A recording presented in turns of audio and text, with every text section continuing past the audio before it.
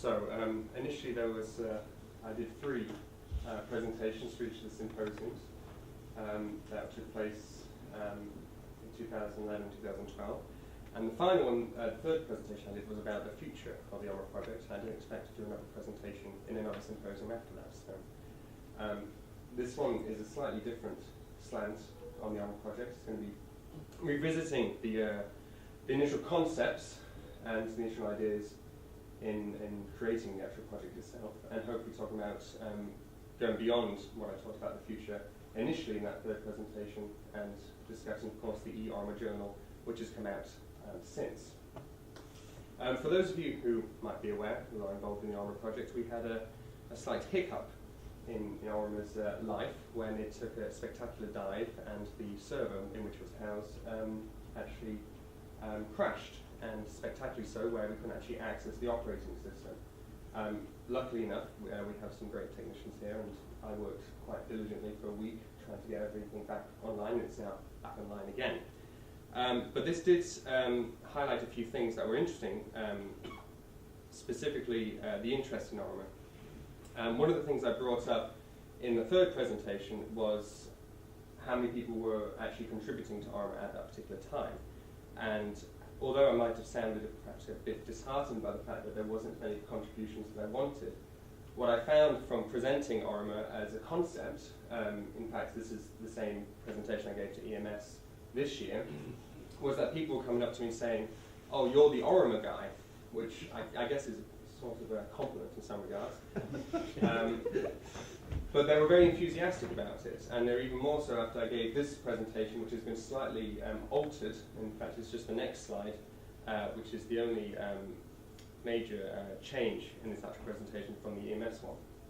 So there was great interest in the concept of OREMA, but what people kept saying to me was, I would love to contribute, I just don't have time. And that was an understandable thing to say, because these are people, these were professors, these were lecturers, who not only were teaching, but doing research projects themselves. So to do analysis for an open access community website is perhaps not on the top agenda in that to-do list. But the enthusiasm was there. And the other thing that happened is when OREMA actually did go down, I had actually people contacting me saying, "Oh, where is OREMA?" And this is the first time anyone actually asked me directly, where's OREMA, where can I access it? And I was and I found this quite fascinating and quite humbling as well. But when I spoke to the technician who was the one of the server admins here, who was helping me get OREMA back online, he said that no noise is a good sign when you run a server, generally speaking, because people actually are using it and not telling you about it.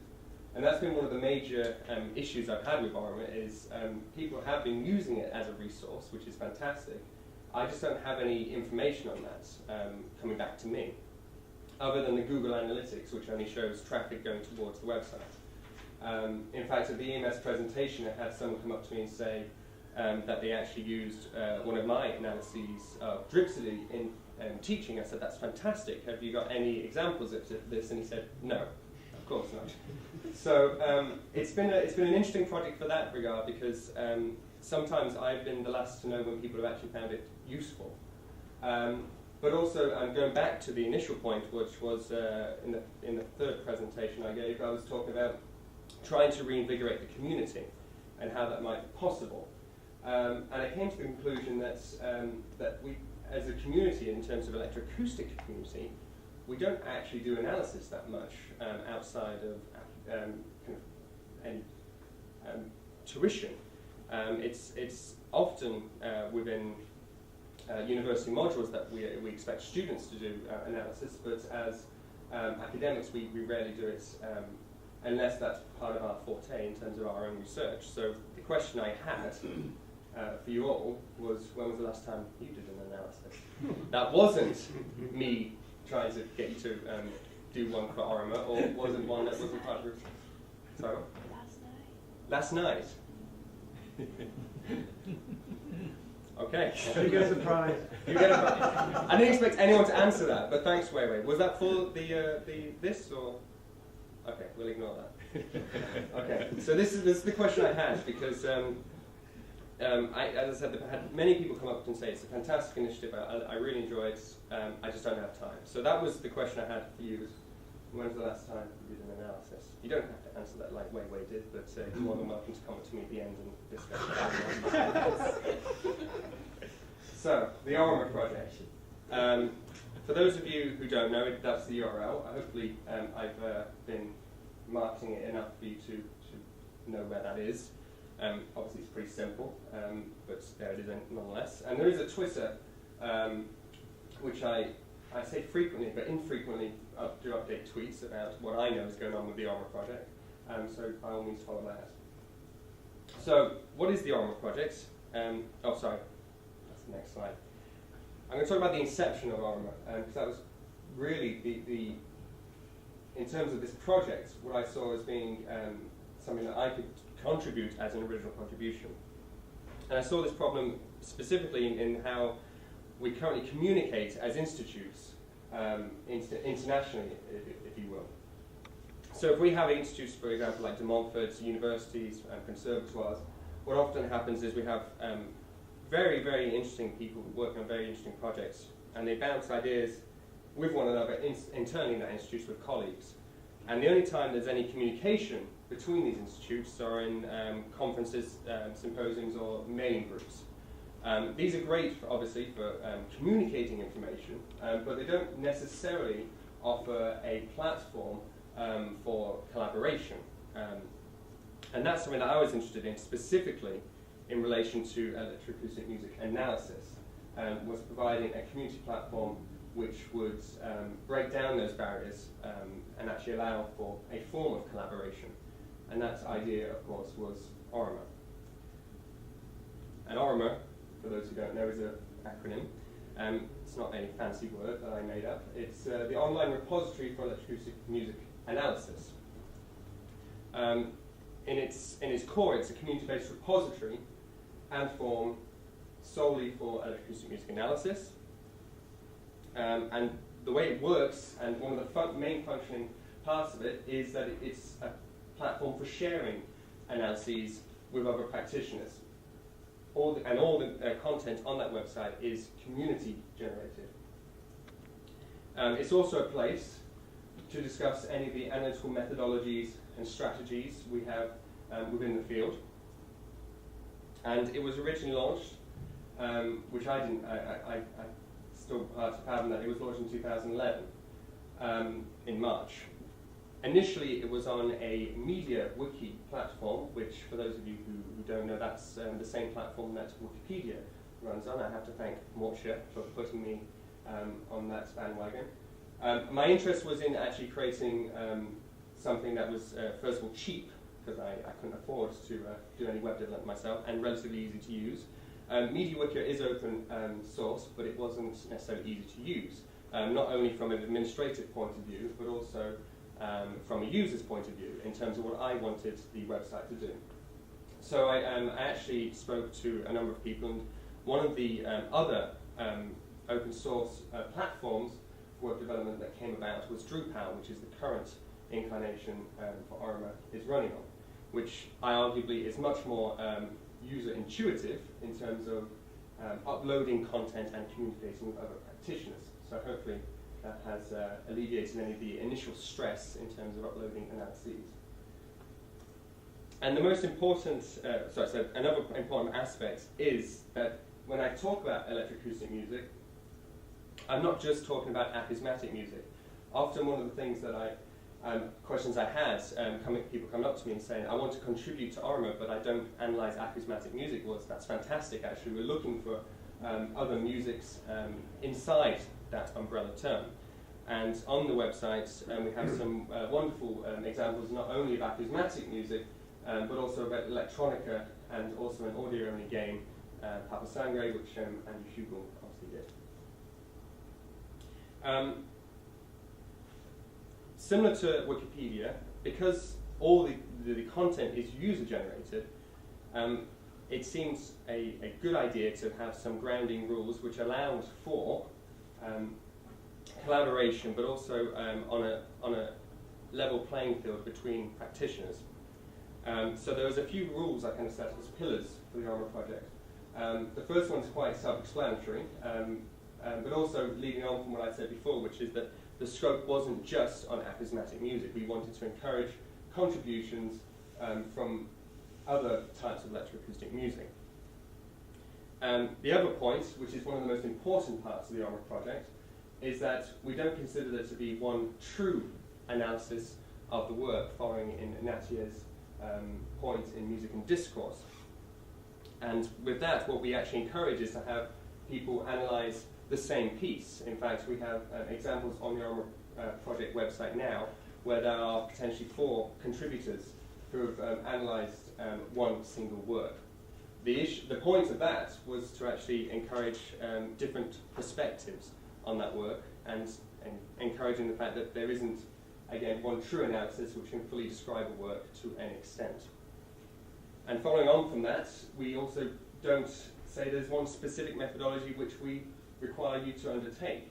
There is the toolbox online, which is a selection of articles discussing analytical tools, but we don't say that you have to be limited to the ones that are currently on there. In fact, we encourage contributors to perhaps devise their own strategies for analysing particular works, specifically ones that don't fall into the remit of acousmatic music.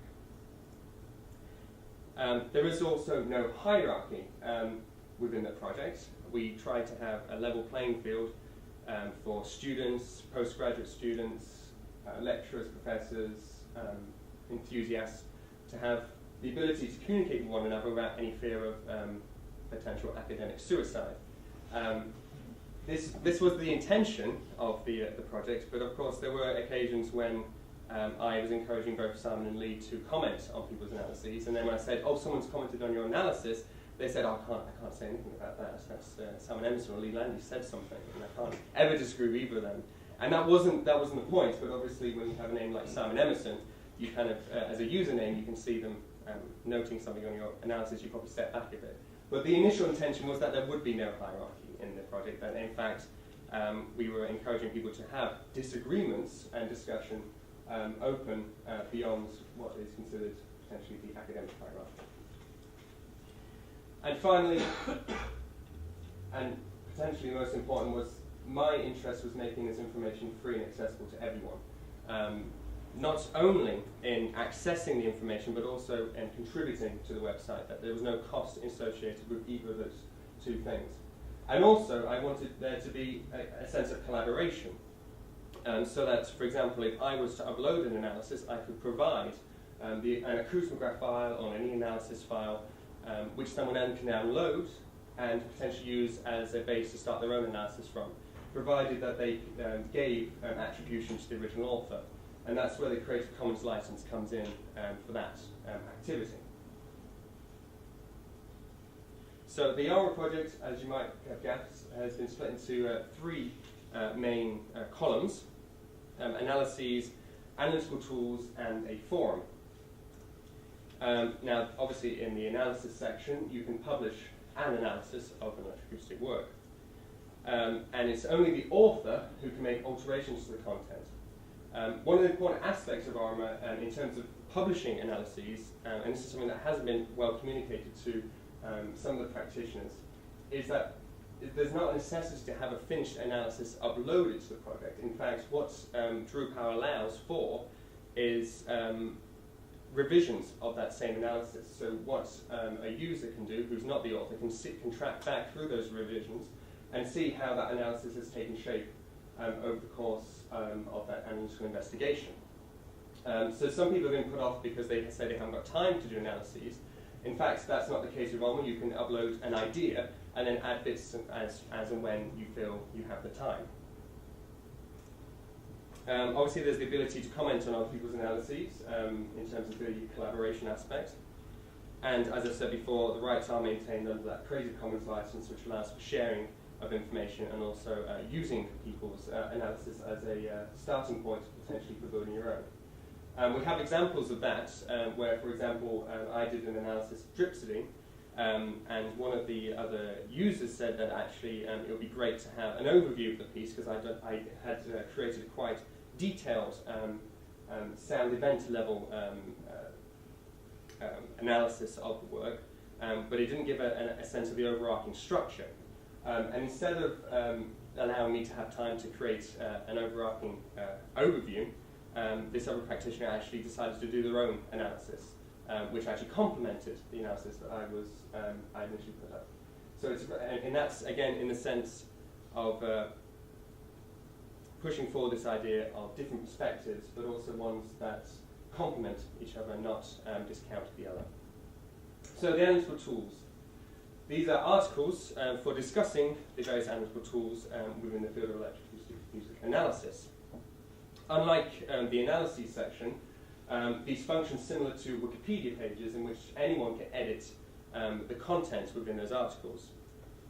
The point being is the aim is to form a consensus of best practice and how and what's the most interesting information is regarding those particular tools. And of course, because of that, it's moderated by both the actual moderators and users in terms of actually getting the content to a sufficient level. The forum is pretty self-explanatory. Obviously, it's an online forum for discussion, and it extends the communication aspects of the website beyond those of simply commenting on other people's content. So it allows for deeper users to have deeper converse with one another, and also can be a means to promote other initiatives outside this particular project, and of course, EA analysis in general. For those of you who have laptops and have been given a Wi-Fi access, you're more than welcome to go to the website now and have a look around yourself.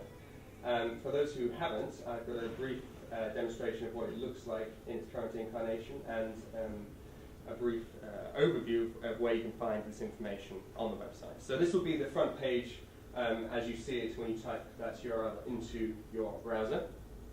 If you want to look at the analyses, what you can do is obviously click on this navigation menu, click on Analyses, and navigate to Analysis by Composition.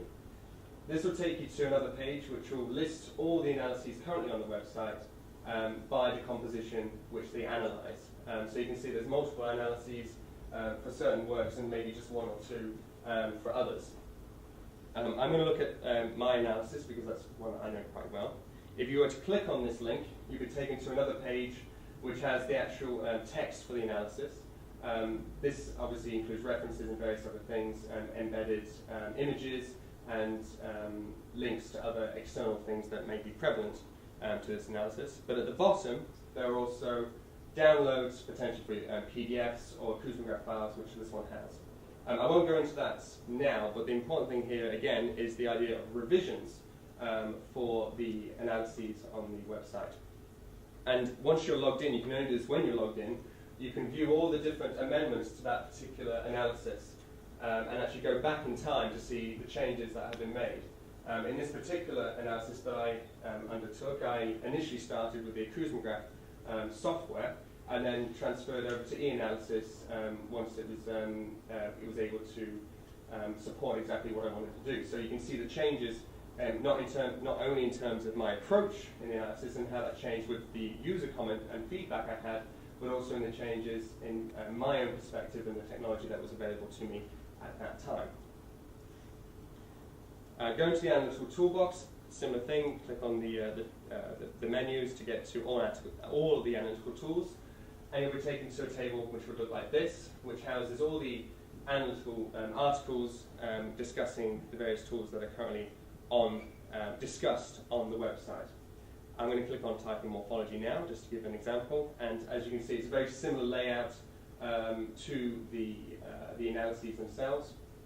The difference being here, instead of having revisions, you just have the most up-to-date article for that particular tool that it's investigating, and moderators can go back if there's any issues with the content that's been changed. So that's a brief look at the OREMA website. I'm going to be talking about more things in the coming slides that are not to do with OREMA itself.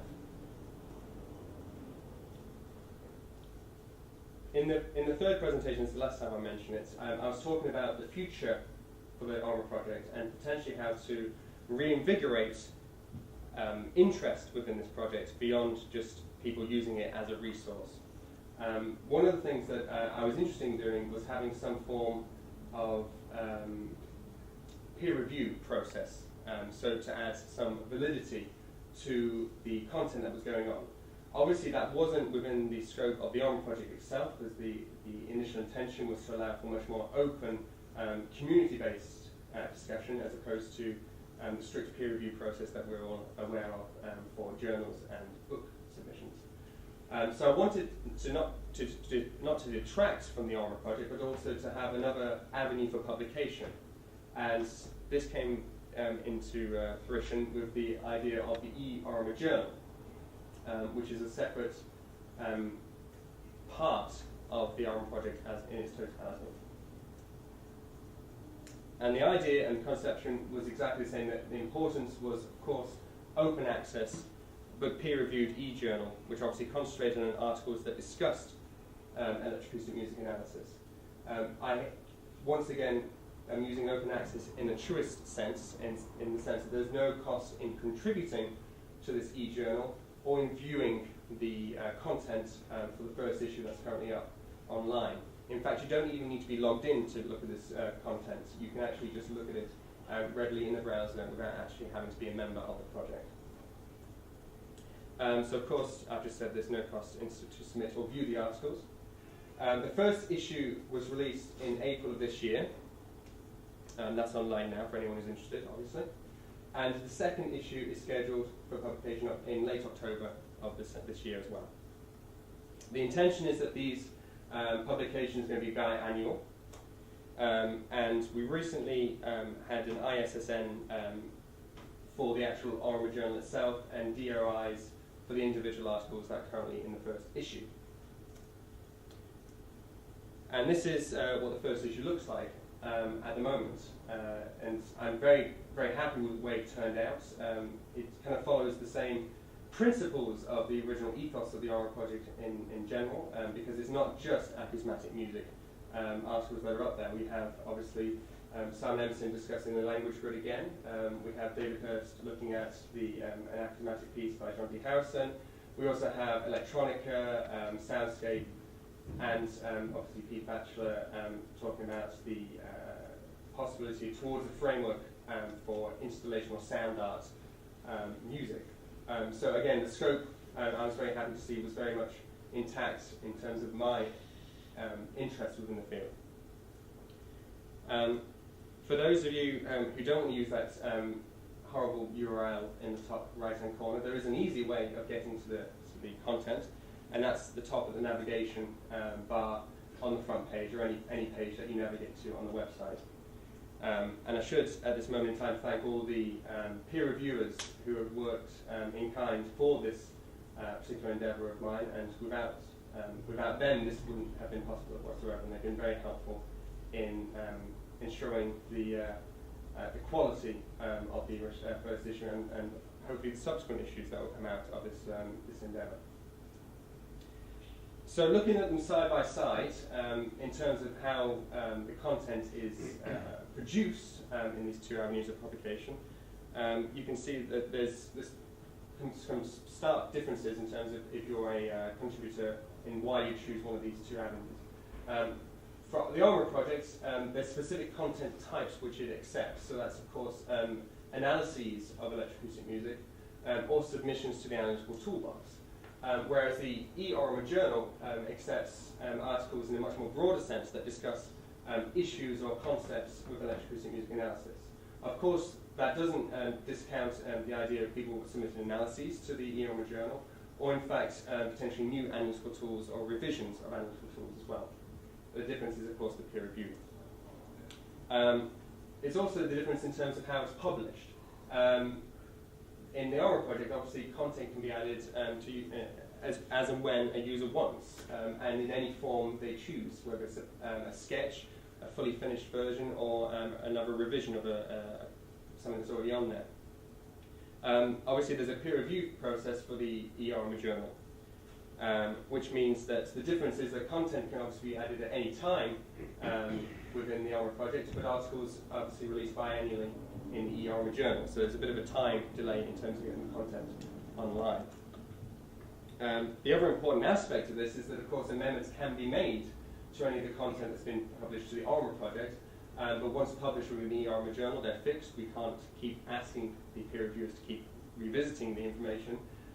So once it's published, it stays like that for the end of time.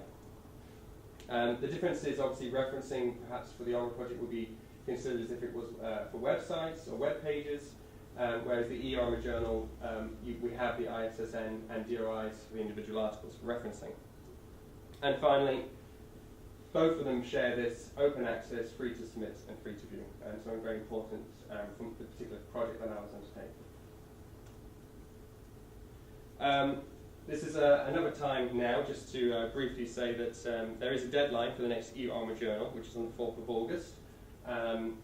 The focus is on works by Trevor Wishart, so not just Globalalia, but any works by Trevor Wishart. But I should mention that there is scope to have articles outside that main theme, so we are still accepting articles that discuss more maybe analytical tools or another analysis of a particular work, or anything else within the realm of electroacoustic music analysis which is potentially considered interesting.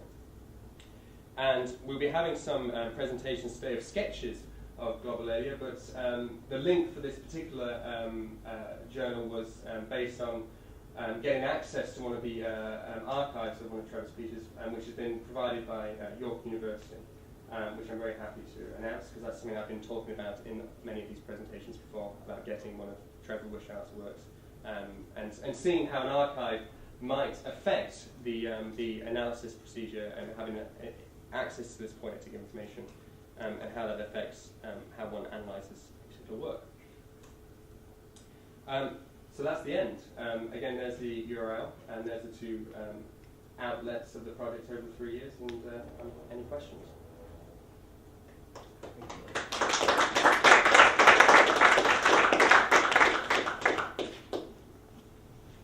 Questions for Mike? I was wondering about students having to do analyses, and whether there's a possibility for contacting universities and trying to get them to encourage the students submitting those analyses to the website. Yeah, this was something that I was interested in getting initially in the OREMA project, was to try to get people to, students, maybe in an undergrad study, to present their analyses on the OREMA website themselves. Again, it's open for people to do that. If you're a student, you can get a user information. I would love to get some affiliation with another institute potentially to have maybe some of the best works potentially of, or maybe the first rated analyses being put on the website or something like that. But then that's kind of diverging from the initial aspect of what OREMA is. So I really wanted to get some connection. I wasn't sure how to do that without getting away from the original idea and ideology of the OREMA project. I know that hasn't answered the question, but that's kind of where I am, so I don't actually know how to answer it.